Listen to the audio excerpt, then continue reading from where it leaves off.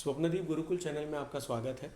मैं आपका mentor Sandeep Vaishampayan, class 9th mathematics इस विषय में आपका स्वागत करता हूँ। यूक्लिड जो हम लोग पढ़ रहे हैं, कुछ पॉस्टुलेट्स हैं, उनको कवर करना है। वो करने के बाद कुछ डाउट्स हैं, वो भी कवर करेंगे पॉलिनोमियल के। और अगर समय उसके बाद रहा तो will start with new chapter number 4। परंतु अभी हम पॉस्टुलेट्स को कवर करते हैं। ओके, तो पॉस्टुलेट्स अगर हम देखें तो इसमें भैया बुक लाएं कोई। एक्सियम हम लोगों ने कवर कर लिए थे। एक्सियम के बाद अब हम कवर करेंगे पॉस्टुलेट्स। ठीक है, पॉस्टुलेट क्या कहते हैं? इसमें जो 5 पॉस्टुलेट्स हैं उनमें से पहले 3 तो बड़े सरल हैं। ठीक है, पहला क्या है? पहले 4 बड़े सरल है, आखिरी वाला थोड़ा सा डिफ़िकल्ट प्रतीत होता है, मतलब it tends to be difficult, but है नहीं, बड़ा आसान है। देखिए, पहला पॉस्टुलेट कहता है अ straight line may be drawn from any one point two any other point. मतलब किसी सरल रेखा को या किसी स्ट्रेट लाइन को बनाने के लिए आपको एक बिंदु चाहिए और वहाँ से आप किसी दूसरे बिंदु तक जाते हैं तो आपकी एक सरल रेखा बन जाएगी, आपकी एक स्ट्रेट लाइन बन जाएगी। बहुत सरल, सिंपल। और ये करेक्ट बात है कि भैया अगर आप, इवन हम लोग को बचपन से सिखाया जाता है कि अगर आप स्केल के माध्यम से अगर आप लाइन बना रहे हैं तो लाइन किस प्रकार से बनता है। आपको एक स्केल लिया आपने, नीचे एक डॉट लगाया जहाँ से बनानी है, फिर जहाँ तक बनानी है वहाँ एक डॉट बनाया और उसको ऐसे जोड़ दिया। यही तो काम हम करते हैं। तो यही बात इसमें कही गई है, कोई बहुत बड़ा रॉकेट साइंस नहीं है, ये बड़ी सामान्य सी बात है। ठीक है, तो ये फर्स्ट पॉस्टुलेट हो गया। सेकंड कहता है a circle can be drawn with any centre and any radius. अगर 2 चीज़ें आपके पास हैं, सेंटर है और रेडियस है, 2 चीज़ें हैं, तो आप कोई भी सर्कल बना सकते हैं। बनी बात है ना। जैसे एक सिंपल सी बात आपसे कहूँ, अगर आपके पास कोई रुमाल है ना, रेडियस बना लिया आपने, एक रुमाल मान लीजिए, ठीक है, और कोई एक केंद्र बिंदु, एक सेंटर मान लिया हमने। मान लिया जाए कि मैं यहाँ से एक सर्कल बनाने का प्रयास करता हूँ। ठीक है, कोई भी एक रेडियस ले लिया मैंने, और ये मेरी पेंसिल है, ये सेंटर ले लिया, इसको घुमाना शुरू किया और एक सर्कल बन जाएगा।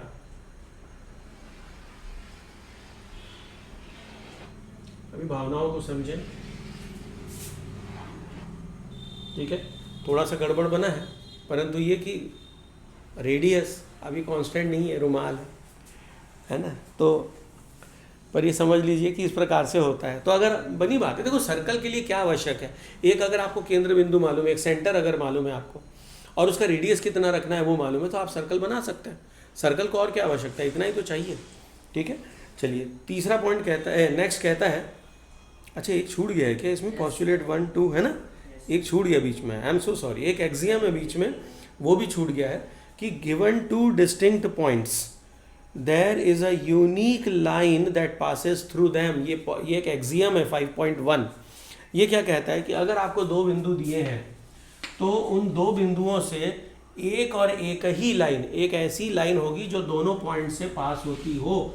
बाकी अगर आपने जरा सा भी एंगल टर्न किया किसी एक बिंदु के लिए तो वो पॉइंट दूसरे पॉइंट से नहीं जा पाएगा।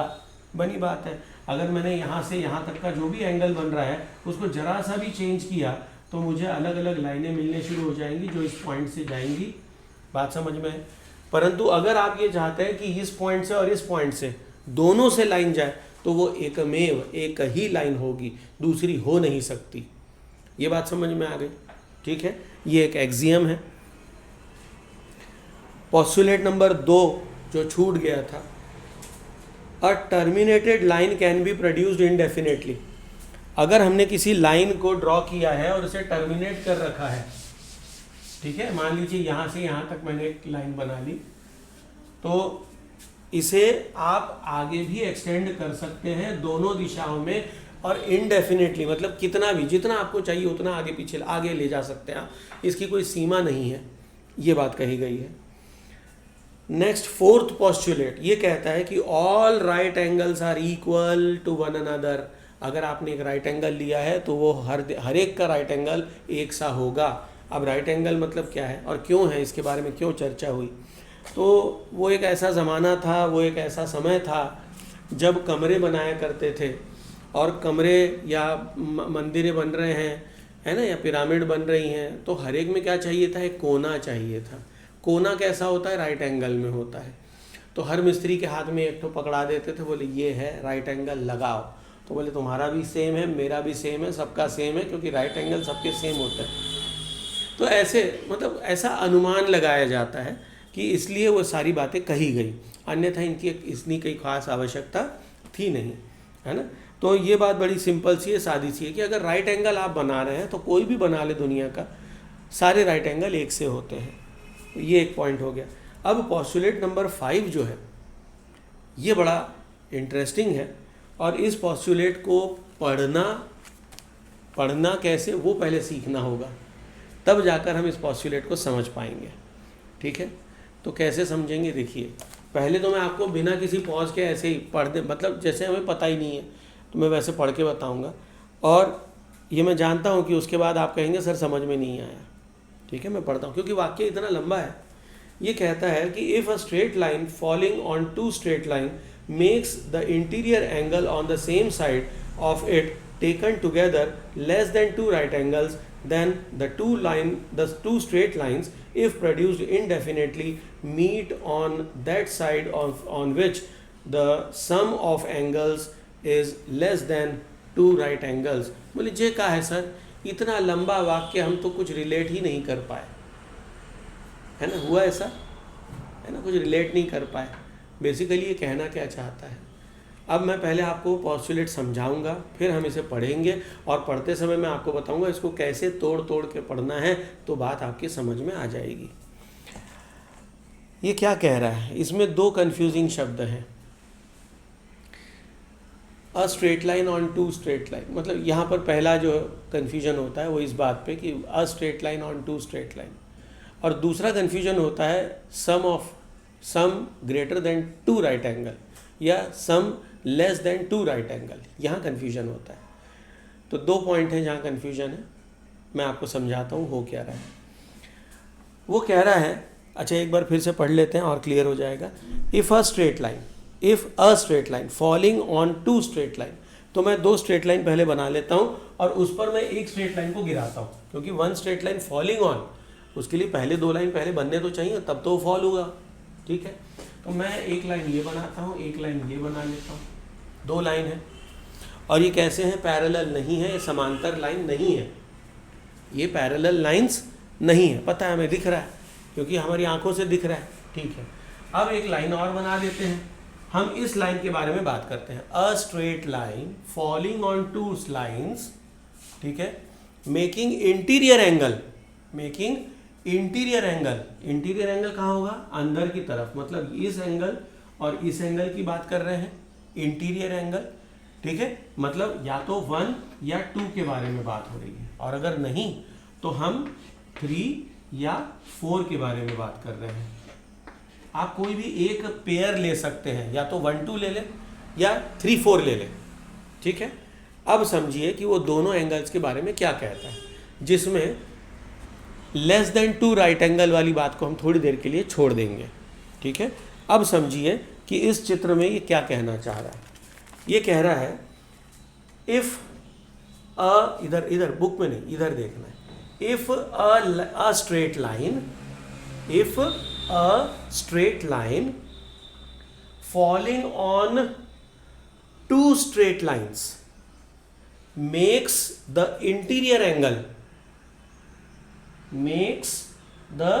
interior angle कैसे, on same side। तो आपको किसको लेना है, जैसा मैंने आपसे कहा, या तो 1 और 2 को ले लीजिए या 3 और 4 को ले लीजिए, कॉम्बिनेशन में लेना है, किसी एक बाजू में, किसी एक साइड में। ठीक है, तो इतना समझ में आ गया। एक बार फिर पढ़ रहा हूं। अ straight line falling on 2 straight line makes the interior angle on the same side if taken together मतलब इनको आपस में आप जोड़ दीजिए, इनका योगफल कर दीजिए, इनको ऐड कर दीजिए। एंगल 1 या 2 मतलब 1 और 2 को ऐड कर दीजिए, या 3 और 4 को ऐड कर दीजिए। ठीक है, कर लिया। अब क्या कह रहा है, अब वो कह रहा है कि देन, तब क्या होगा, then the two straight lines, then the two straight line, अब इसकी बात खत्म हो गई, then two straight lines if produced indefinitely, अगर इन दो लाइनों को हम एक्सटेंड करें इनडेफिनेटली, किसी भी साइड हम इसे एक्सटेंड करें, बढ़ाएं इनडेफिनेटली, ठीक है, किस तरफ, वो भी कह रहा है कि किस तरफ बढ़ाएं इनडेफिनेटली, मीट, मीट मतलब दोनों इंटरसेक्ट होंगी, दोनों आपस में कटेंगी, मीट ऑन दैट साइड, उस ओर जाकर मिलेंगी, ऑन विच, जिस तरफ, the sum of angles is less than two right angles, जहां पर योगफल या इसका addition is less than two right angle, दो राइट एंगल का एडिशन कितना होता है, 90 + 90 180, अगर सीधा सीधा 180 कह देता तो हमें समझ में आ जाता, is less than 180 degree, yes no. अब वो कहना क्या चाहता है समझिए, अगर इस लाइन को और इस लाइन को मैं एंगल को अगर ऐड करूं और मान लें कि ये दोनों कैसे हैं, समांतर है, पैरेलल है, ठीक है, देखो आइडियली पैरेलल लाइन कभी होती नहीं है, बना नहीं सकते, पर अभी जो मैंने बनाई है उसको मान लीजिए कि पैरेलल है, ठीक है। तो ऐसी स्थिति में आप जानते हैं कि ये और ये एंगल क्या कहलाएंगे, करस्पॉन्डिंग एंगल, तो ये दोनों इक्वल होते हैं। फिर ये एंगल और ये एंगल, ये भी करस्पॉन्डिंग एंगल, अगर मैं इसको नाम दे दूं, नंबर दे दूं 1 2 1 2 चलेगा, क्योंकि 1 और 1 इक्वल है, तो इसको 1 कह दिया, इसको भी 1 कह दिया, इस वाले को 2 कह दिया, इसको 2 कह दिया। अगर मैं एक लाइन को देखता हूं तो ये स्ट्रेट लाइन पर 1 + 2 = 180 डिग्री होता है, 180 अंश कोण होता है, ठीक है। क्यों होता है, एडजेसेंट एंगल्स, या इसको हम सप्लीमेंट्री एंगल कह लें, ठीक है, पूरक कोण। ऐसे ही यहां पर भी है। तो अगर मैं इंटीरियर एंगल्स को अब ऐड करता हूं 1 + 2, कौन से, अंदर वाले 1 + 2, तो इनका भी योगफल क्या है 180, तो 180 अगर योगफल हो गया तो ये लाइन कैसी है, पैरेलल है, हमने बनाई थी पैरेलल, ये बात समझ में। तो ये इंटरसेक्ट कब होगी, ये आपस में कटेंगी कब, ये तब कटेंगी जब ये 180 से कम होगा, ऐसे मुड़ेंगी, 180 से कम हो जाएंगी, तो यहाँ क्या होगा, फैलने के कारण 180 से ज़्यादा हो जाएंगी। जैसे इसमें देखिए आप, ये थोड़ी सी पास आ गई तो ये और ये इनका एडिशन 180 से अब कम आएगा, ठीक है, और इनका योगफल 180 से बड़ा हो जाएगा, क्योंकि हमने उसको थोड़ा सा ऐसे मोड़ दिया। ये बात समझ में आई, ठीक है। तो अब ये बात क्या कहता है उसको अब फिर से पढ़ते हैं। ये बता रहा है कि कोई भी दो लाइन किस तरफ इंटरसेक्ट होंगी, अगर वो हमें पता करना है तो आप पहले एक स्ट्रेट लाइन गिराइए, उस पर किसी भी एक साइड के इंटीरियर एंगल्स का योगफल करिए, एडिशन करिए, अगर वो 180 से कम है तो उस दिशा में उसको आगे एक्सटेंड करने के बाद वो मीट कर जाएंगी। आई बात समझ में, क्लियर है। अब ये पोस्टुलेट एक बार फिर से पढ़ते हैं। If a straight line falling on two straight lines makes the interior angles on the same side taken together are less than 290 degrees, are less than 290 degrees, इससे कम है, then two straight lines if produced indefinitely, इसको extend कर दिया जाए indefinitely, meets on that side on which the sum of angle is less than two right angles। पूरी बात समझ में आ गई, ठीक है। बहुत लंबा वाक्य है इसलिए थोड़ा सा क्लिष्ट है, बाकी बात बहुत सरल है, समझ में आ गई, ठीक है। तो यहाँ पर आपका ये पूरे पोस्टुलेट्स और थ्योरम ये पूरे समाप्त हो जाते हैं।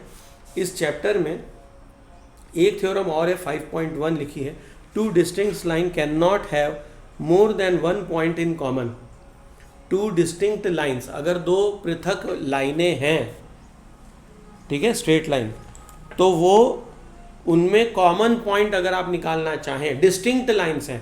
डिस्टिंक्ट का मतलब एक के ऊपर तो नहीं है कि एक के ऊपर एक आपने लाइन बना दी, बोले सर इसके तो सारे पॉइंट एक दूसरों पर ला कर रहे हैं, नहीं, आपको दो पृथक लाइनें लेनी है, दो सेपरेट लाइन लेनी है, दो डिफरेंट लाइन लेनी है, एक ये ले ली, एक ये ले ली, ठीक है।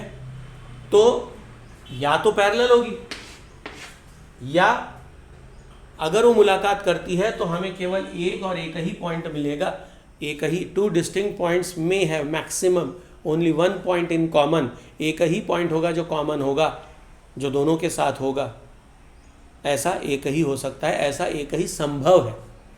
ऐसे में तो असंभव है, पर संभावना एटलीस्ट एक की है, बस एक से ज़्यादा नहीं होगा। ये बात समझ में है? तो थ्योरम नंबर 5.1 भी समझ में आ गई। ठीक है, तो इसी के साथ ये चैप्टर यहाँ पर एक्सप्लेनेशन समाप्त होता है।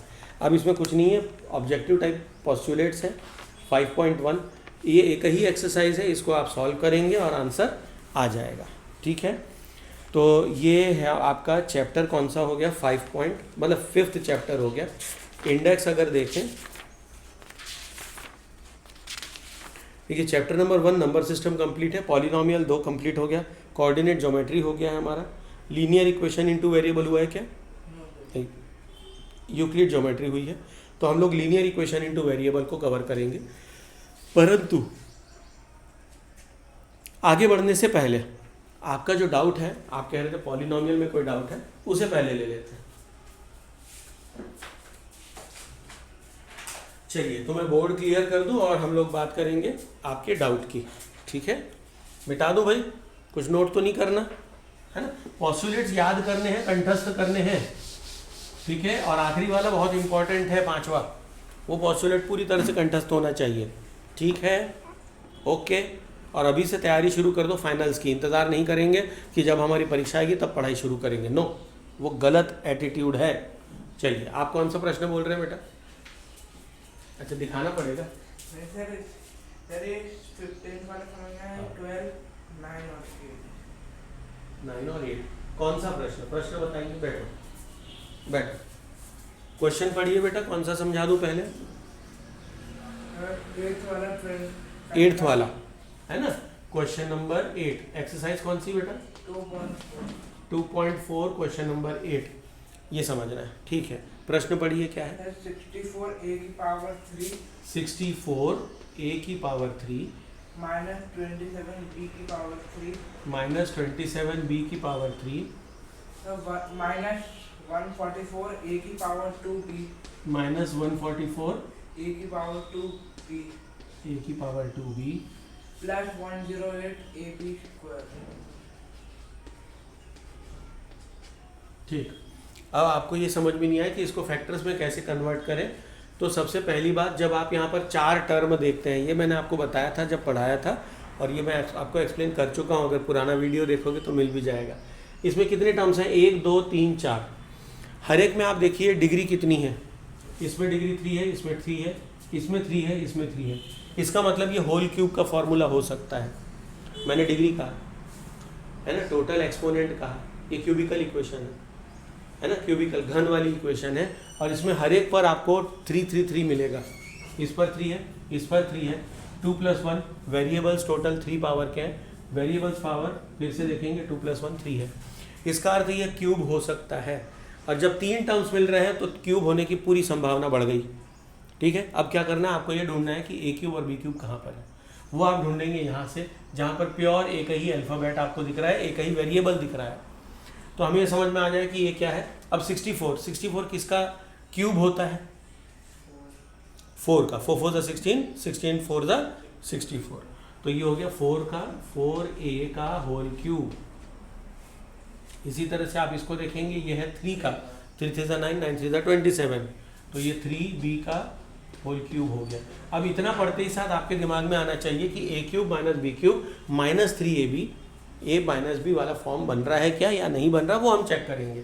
तो फॉर्मूला चूंकि यहाँ पर फैला के एक्सपेंड करके लिखा है, तो हम 3b की पावर 3 होती है। ओ सॉरी, हाँ बेटा बिल्कुल सही, सॉरी यार गलती हो गई। ठीक है, ओके, अच्छा, माइनस में क्या आएगा? 3a² भी, तो 3a², a क्या है यहाँ पर? 4 है, इसका स्क्वायर, और b 3b। ठीक है, यहाँ तक एक बार सॉल्व करके देख लो। 3 3 9, 4 4 16, 16 और 9 को अगर मल्टीप्लाई करते हैं तो 16 10 160, इसमें से 16 और माइनस कर दो। ठीक है, तो आ रहा है, इसका मतलब ये सही जा रहा है, a का स्क्वायर है, b है, मतलब हम सही जा रहे हैं। हाँ बेटा बताता हूँ, ठीक है, 2 मिनट रुकोगे, मैं बताता हूँ आपको, है ना। फिर यहाँ पर क्या आएगा, प्लस फिर से 3, अब ये a 4a और यहाँ पर 3b का स्क्वायर, फिर करके देख लो, 3 3 9, 9 3 27, 27 इंटू 4 इज 108, ठीक है, 27 चौको 108, ठीक है।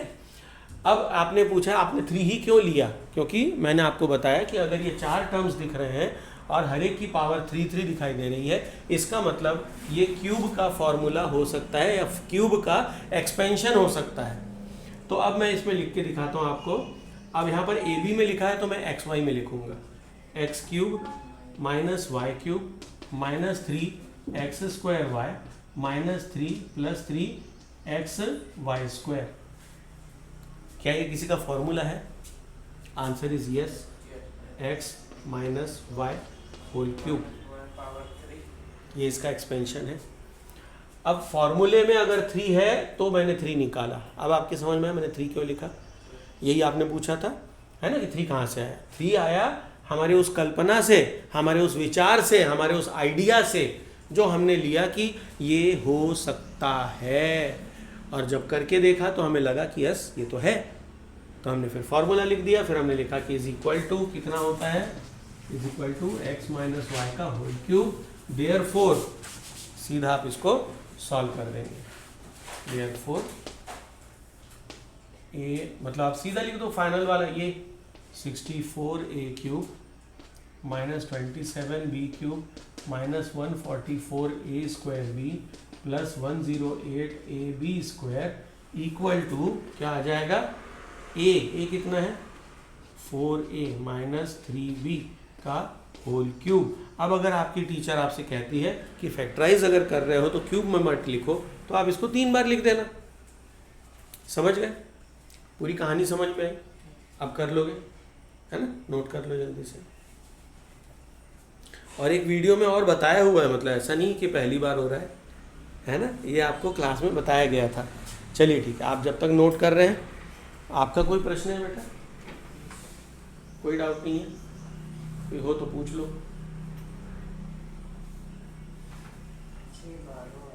हाँ 12वें में डाउट है, अच्छा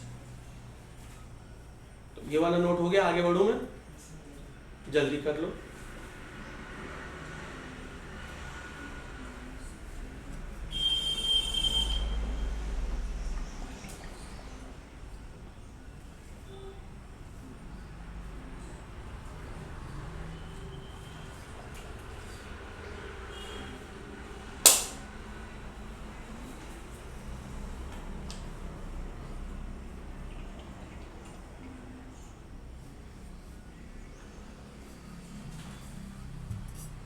हो गया,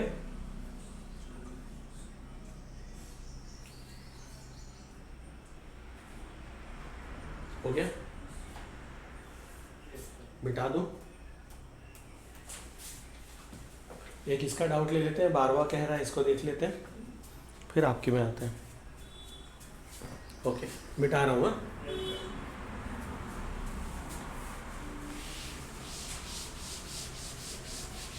बोलिए बेटा, आपका क्या डाउट है? प्रश्न क्रमांक 12 12 बोलिए। X cube plus y cube plus z cube minus 3xyz equal to 1/2 bracket में x plus y plus z close big bracket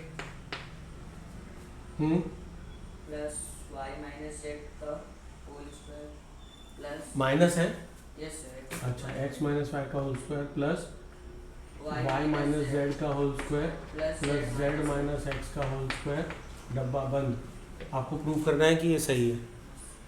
इसमें मैंने आपसे कहा था कि इस साइड को आप सॉल्व करेंगे, क्योंकि ये आइडेंटिटी 8 है, ये 8वीं आइडेंटिटी है। 8वीं आइडेंटिटी के हिसाब से क्या होना चाहिए, एज पर identity 8 x cube plus y cube plus z cube minus 3xyz is equal to x plus y plus z x square plus y square plus z square minus x y minus y z minus z x. ठीक है, solving R H S, हम right hand side को solve करेंगे। Implies that 1/2 x plus y plus z, अंदर आप bracket open करेंगे। आपको एक बार पूरा लिखना चाहिए, फिर आप उसको सॉल्व करेंगे। ठीक है, लिखने का तरीका अभी मैं शॉर्ट में बता रहा हूँ। तो मैं डायरेक्ट इसको ओपन करूँगा, a minus b whole square क्या हो जाएगा, a square plus b square minus 2ab, सही है ना, plus a square plus b square minus 2ab। कोई आपत्ति? मैं फॉर्मूला बोल रहा हूँ, लिख रहा हूँ, जो उसका एक्सपेंशन आएगा। ठीक है, समझ में आ रहा है? अगला वाला होगा a square plus b square minus 2ab। Yes, अब ध्यान से देखिए, एक्स स्क्वायर 2 बार है, 2x स्क्वायर, वाई स्क्वायर 2 बार है plus 2y square plus z square 2 बार है। ठीक है, तो plus 2z square minus 2xy minus 2yz minus 2zx या xz, जो चाहे लिखें। ठीक है, और बाकी का as it is x plus y plus z 1/2। अब देखिए हर एक में 2 2 2 2 2 2 दिखाई दे रहा है, मतलब हम 2 को कॉमन निकाल सकते हैं। ठीक है, अब 2 को कॉमन निकालेंगे तो क्या होगा, वो 2 यहाँ से निकलेगा, और चूंकि यहाँ भी मल्टीप्लिकेशन है, यहाँ भी मल्टीप्लिकेशन, सीधा यहाँ पर आ जाएगा। ये ऊपर वाला 2 और नीचे वाला 2 कैंसिल हो जाएगा। बेटा देख लो बोर्ड की तरफ, ठीक है, ऊपर नीचे दोनों 2 कैंसिल हो जाएगा, लेकिन हम अभी लिखेंगे नहीं, हम वहाँ से 2 को पहले कॉमन निकालेंगे अपॉन 2, अभी काटना नहीं, इसके बाद वाले स्टेप में काट देना। x plus y plus z, और यहाँ आ गया आपका x square plus y square plus z square minus x y minus y z minus z x. ठीक है, और ये 2 2 कैंसिल इक्वल टू, अब ये वाला जो है फ्रॉम अबव आइडेंटिटी, अबव ऊपर वाले आइडेंटिटी के अनुसार, ऊपर वाले आइडेंटिटी के अनुसार क्या हो जाएगा, is equal to, implies that में आ जाएगा x³ plus y³ plus z³ minus 3xyz which is equal to LHS, hence proved. ठीक है, तो हमारा RHS से हमने सोल्यूशन शुरू किया और LHS पहुंच गए, हेंस LHS RHS बराबर है, हेंस प्रूव। पूरी बात समझ में क्लियर? इसको नोट कर लो, इंपॉर्टेंट क्वेश्चंस हैं ये सारे, है ना, इसलिए इसकी बार बार इसकी पुनरावृत्ति होनी चाहिए, इसका रिवीजन होना चाहिए, इसकी प्रैक्टिस होनी चाहिए। जितनी बार कर सको उतनी बार अच्छा है।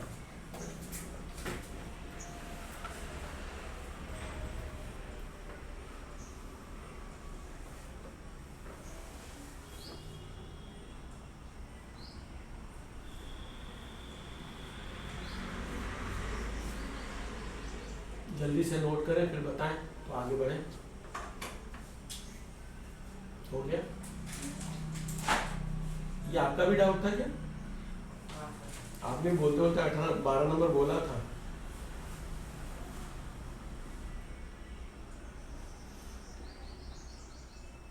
इसको नोट तो करें ही और साथ में इसको खूब बार प्रैक्टिस करें, ये इंपॉर्टेंट क्वेश्चंस हैं। हमारा डाउट इस क्वेश्चन में ये था कि वो स्क्वायर आया है, वो फॉर्मूला में वो कैसे आया?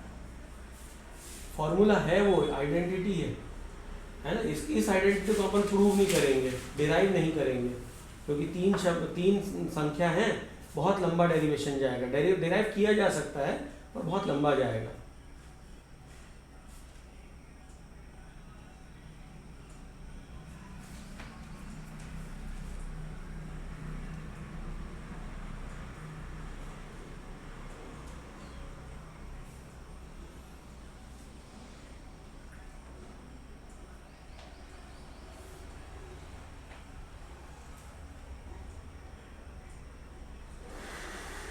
हो गया? जल्दी करो, या मैं कहूँ वीडियो को पॉज करके नोट कर लेना भैया, बाद में क्या है, जल्दी लिख लो, चलो बी फास्ट। क्या होता है, तुरंत दान महाकल्याण टाइप की बात है। आपने अभी अगर नोट कर लिया तो कर लिया, घर के भरोसे रहोगे तो जिंदगी में नोट करोगे आप, कभी नहीं करोगे। क्या लगता है, करोगे? मेरे को तो कोई चैनल ही नहीं मिला। मेरा चैनल नहीं मिला आपको? नहीं सर, पगों को मिलता ही नहीं वो मेरे को वीडियो। सब्सक्राइब करना पड़ेगा ना। अच्छा, वीडियो नहीं मिलता, प्ले लिस्ट में आपको सारे मिल जाएंगे। आप कहें तो मैं डेट वाइज डाल दूंगा, आपकी इस डेट को एब्सेंट है उस हिसाब से आप देख लें, अगली बार से डेट डाल दूंगा, ठीक है?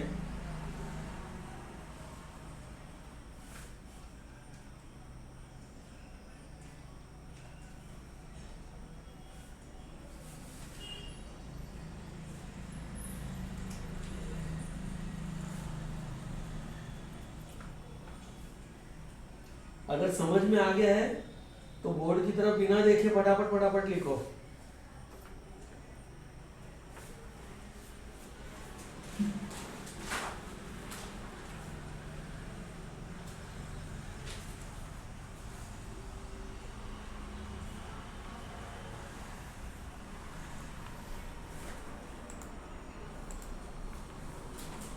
हो गया?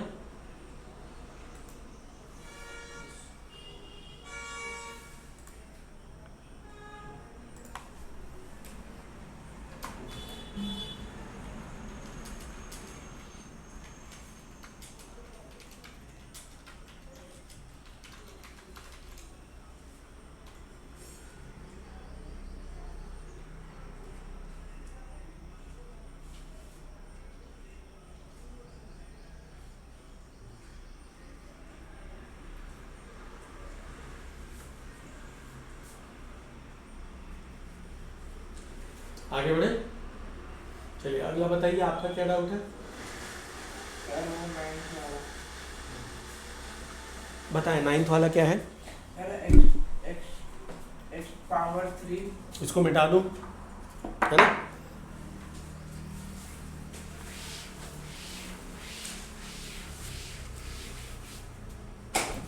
प्लस है बीच में कि माइनस है?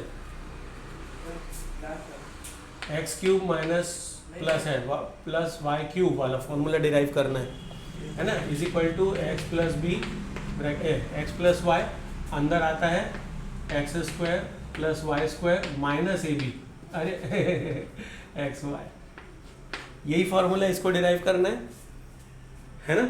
इसमें कौन सा वाला मेथड बताऊं बेटा मैं आपको? इसको जब समझा रहा था मैंने आपको दो मेथड बताए थे, एक वो जिसमें आप मैथ साइंस वाला मेथड पढ़ते हैं, एक वो जो मैंने आपको सरल मेथड बताया था।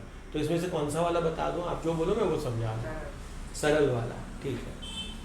देखो सरल वाले में क्या करना है, सीधा सीधा इसको इससे पूरे से मल्टीप्लाई करना है, फिर इसको पूरे से मल्टीप्लाई करना है। मतलब आप लिखेंगे सॉल्विंग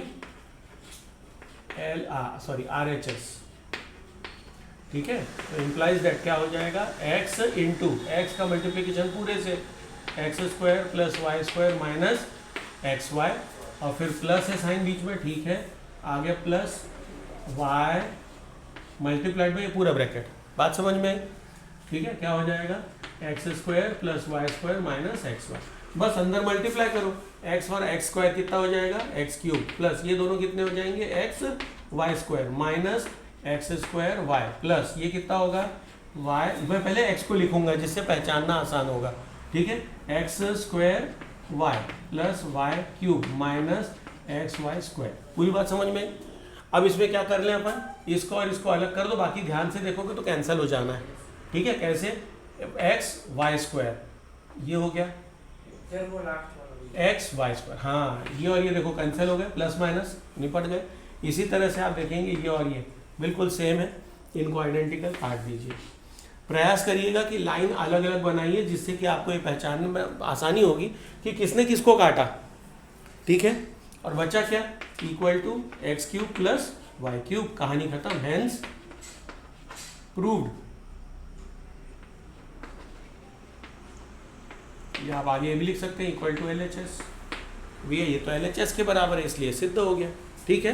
तो ये इजी मेथड है। डिफिकल्ट वाला भी बताया था, उसको वीडियो में देख लेना जिनको इंटरेस्ट हो, ठीक है? याद है वाला, सूत्र के हिसाब से, फॉर्मूले के हिसाब से आता है।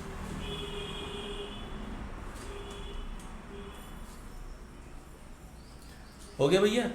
और कौन सा है? आप शायद 15 वाला भी बोल रहे थे ना, है ना? 15 वाला क्या है? 15 वाला इसको मिटा दूँ, समझ में आ गया बेटा? मिटा दूँ?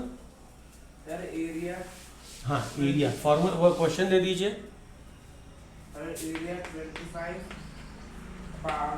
a power 2 minus 35 a plus 12। अब चूंकि आपको एरिया के ऊपर बात करनी है तो एरिया होता क्या? एरिया होता क्या है? एल इंटू बी, मतलब दो, एटलीस्ट दो फैक्टर्स आपको निकालने हैं कुल मिलाकर, ठीक है? तो इसमें आप पहले ये देखिए कुछ कॉमन निकल रहा है क्या? अगर निकल रहा है बाहर करें। इसमें 5 कॉमन दिख रहा है लेकिन यहाँ नहीं है। सर उसमें से एक ए बाहर निकाल दे तो नहीं, कुछ नहीं होगा, कुछ भी नहीं निकल रहा, ठीक है? तो अब हम क्या करें, इसको स्प्लिटिंग ऑफ मिडिल टर्म वाले फंडे से सॉल्व करेंगे, ठीक है? तो 25 और 12 इसके फैक्टर्स निकालेंगे, 25 गुणित 12। तो 25 को अगर आप 12 से गुणा करते हैं तो मल्टीप्लाई बाय 10 तो होगा ही, तो ये हो गया। और 25 दूनी 50 होता है, ये 50 हो गया। पूरा सॉल्व करेंगे 300, तो 300 के फैक्टर्स चाहिए हमें, ठीक है? 300। अब इसके फैक्टर्स बताइए, तो 300 इंटू 1, 2 इंटू 150, 3 इंटू 100, 4 इंटू 25, 4 बार आएंगे, 4 3 बार 75, ठीक है? 75। 5 से 5 6 30, 60 है ना? 6 से होगा 650, 7 से होगा, 8 से होगा, 9 से होगा, 10 से होगा, 10 से हो जाएगा, ठीक है? अच्छा, यहाँ कहीं 35 आ रहा है कि अभी तक तो नहीं आया? अभी तक नहीं आया है ना? कहीं भी आपको 35 नहीं मिल रहा प्लस माइनस करने पे? 15 से भी होगा। करेंगे ना, अभी वही आगे बढ़ रहे हैं। मैं वही कह रहा हूँ आपसे, आपको जज करते जाना है क्यों आगे बढ़ रहे हैं, क्योंकि अभी तक 35 नहीं आया प्लस माइनस करके। या तो प्लस करो दोनों को या माइनस करो। तो 30 और 10 40 है, माइनस करोगे तो 20 है। तो अभी हम 20 और 40 के बीच में अपने को चाहिए 35, मतलब एक हाथ आगे और जाना पड़ेगा। क्या ये 12 से हो जाएगा? 12 पंजे 60 होता है, लेकिन 30 कहीं नहीं होता है ना? तो 300 नहीं होगा, तो 12 से नहीं होगा। 15 से होगा, बिल्कुल होगा। तो यहाँ हमने ले लिया 15। 15 इंटू 20, 15 और 20 को जोड़ेंगे तो 35 मिलेगा, ठीक है? अच्छा, यहाँ पर प्लस साइन है, यहाँ पर प्लस साइन है। प्लस और प्लस का मल्टीप्लिकेशन हो तो प्लस 300 आया था। मतलब हमें जो भी वैल्यू चाहिए वो पॉजिटिव चाहिए। तो मल्टीप्लाई करते समय अगर मैंने -20 और -15 को मल्टीप्लाई किया तो माइनस माइनस प्लस हो जाएगा, मुझे मिलेगा 300 प्लस में। लेकिन -20 और -15 लिखने से आपको -35 मिल जाएगा। ऐसे डिसाइड करना है, ऐसे जजमेंट लेना है। बात समझ में है? तो अब इसको हम सॉल्व करेंगे। 25a² minus 20a minus 15a plus 12। बात समझ में आई? ठीक है। अब आप क्या कर लें, अब इसमें देखें कॉमन क्या है। दोनों में मुझे 5a कॉमन दिख रहा है, तो मैंने 5a को कॉमन निकाला, अंदर बचा 5a माइनस 4। अब जब यहाँ पर 5a माइनस 4 आया तो यहाँ भी 5a माइनस 4 आना ही चाहिए। अब आप क्या कर लें, मल्टीप्लाई करके देख लें। 5 3 ज़ा 15 है, मतलब यहाँ से 3 कॉमन निकलेगा, और माइनस साइन तो माइनस बाहर निकाल दें। ठीक है, एक बार वेरीफाई कर लें। 3 4 ज़ा 12 ये आ गया, and minus minus is plus, तो मतलब सही है, हमने गलत नहीं किया। अब इन दोनों टर्म्स में, इस टर्म में और इस टर्म में 5a माइनस 4 कॉमन है, उसको हम बाहर निकाल लेंगे। तो 5a माइनस 4 एक तरफ और ये बचा हुआ अलग, तो दूसरे ब्रैकेट में 5a माइनस 3 इक्वल टू, अब इक्वल टू कुछ नहीं करना, बस यही आपका आंसर है। आपने एरिया के फॉर्म में इसे 2 फैक्टर में तोड़ लिया। पूरी बात समझ में आई? क्लियर है? बस खत्म। ठीक,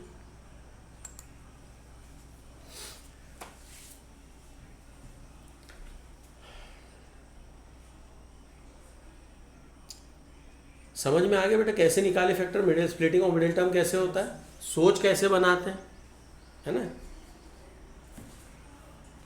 चलिए जल्दी से नोट करें, फिर अपन आगे बढ़ेंगे। और कोई डाउट है? और है? पहले फिफ्थ वाला है, फिफ्थ वाला भी ठीक है, बताते हैं। आप इसको नोट कर लो, बताते हैं।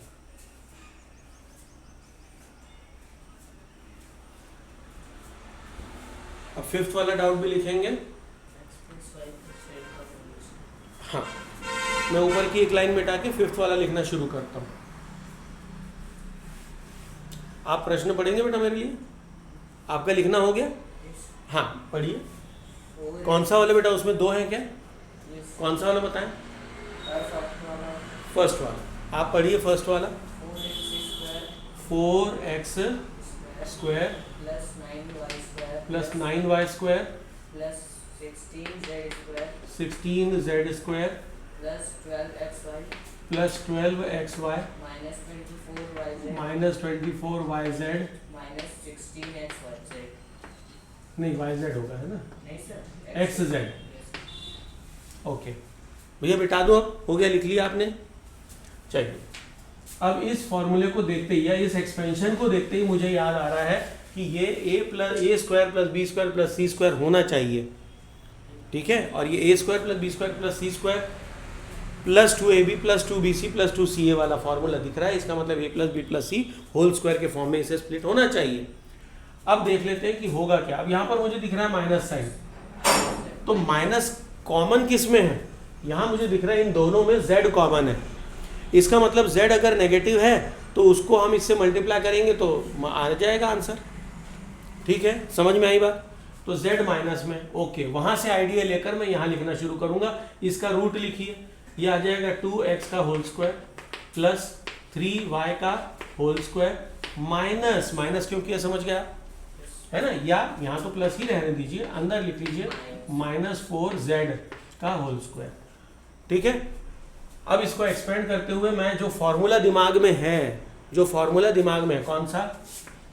a square plus b square plus c square plus 2ab plus 2bc plus 2ca is equal to a plus b plus c whole square.